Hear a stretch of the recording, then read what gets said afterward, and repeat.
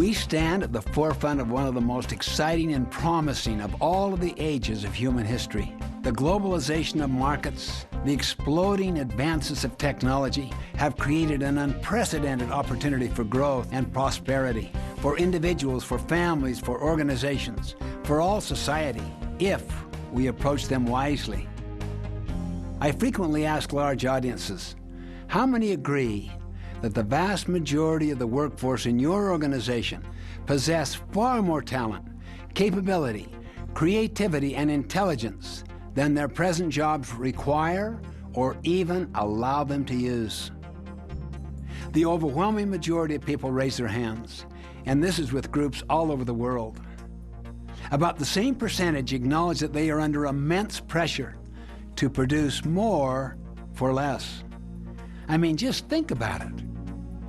On the one hand, people face a new and increasing expectation to produce more for less, yet feel that they are not even allowed to contribute their highest talents and intelligence. This is a staggering and fundamental leadership problem. To understand why, we need to understand the four economic ages of civilization. Imagine for a moment that you step back in time and you are a hunter and gatherer of food. Each day you go out and gather food for your family. That's all you've ever known. Then someone comes along and tries to persuade you to become what he calls a farmer. You see him scratch the earth, throw little seeds into the ground. You see him watering the soil, removing weeds, and you see nothing. But eventually, you see a great harvest. You notice his yield as a farmer is 50 times greater than yours as a hunter and gatherer. What would you do? Little by little, you would go through the intense learning process of becoming a farmer. You would need to learn new skills and use new tools. Ultimately, you would raise your children and grandchildren as farmers. And that's exactly what happened in our early history. In time, we experienced more than a 90% downsizing of hunters and gatherers. Then along comes the industrial age.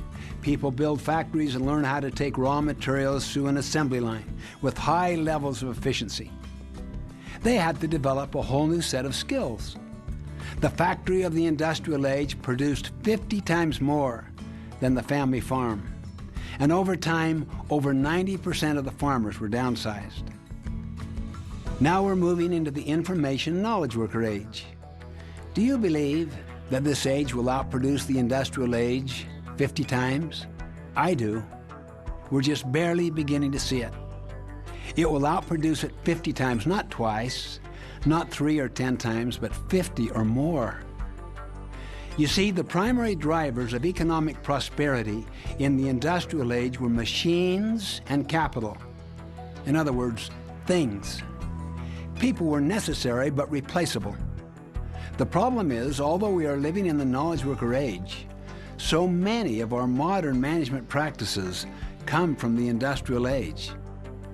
It's reflected in many of our current recruiting, hiring, and firing practices, our performance appraisal systems, our compensation and reward systems, even in the way we communicate with people. Financial accounting, the main information guiding system, comes out of the industrial age and calls people an expense. And things like tools, equipment, computers, assets. Just think about the impact of that psychology on almost everything. With the industrial age approach, people are managed to a job description. They're fit into a slot. In the knowledge worker age, people are led toward their greatest unique contribution. The industrial age manager sees people as employees or subordinates. Motivation is external. Carrot and sticking. You know, if you produce, you get the carrot. If you don't produce, you get the stick. The great jackass theory of human motivation. In the knowledge worker age, people are treated as volunteers, as associates and partners. The industrial age mindset is one of control, controlling people. The knowledge worker mindset is one of release, a form of directed autonomy. Bottom line, We manage things, but things don't have the power to choose.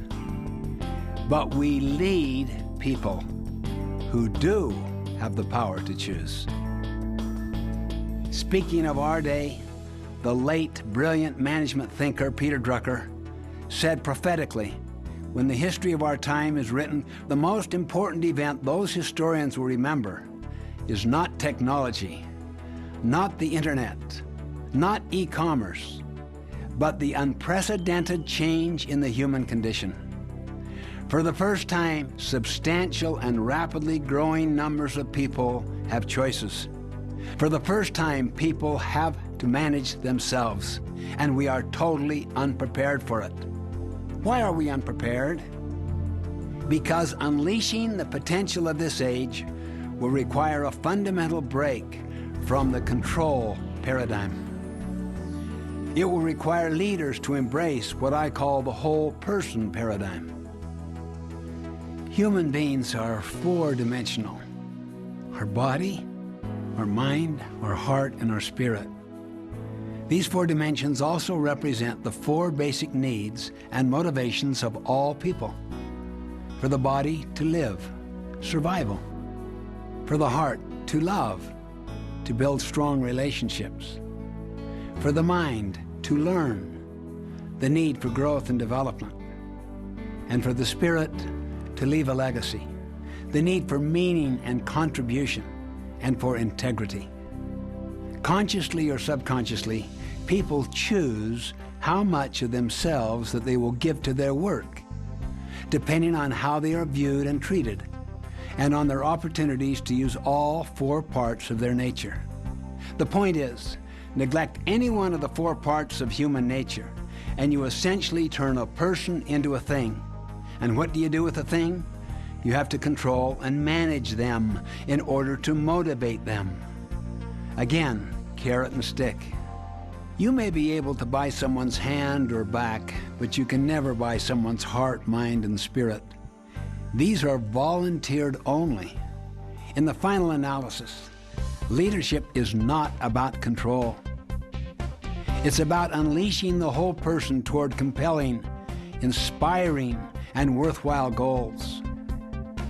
As a leader, you have a choice.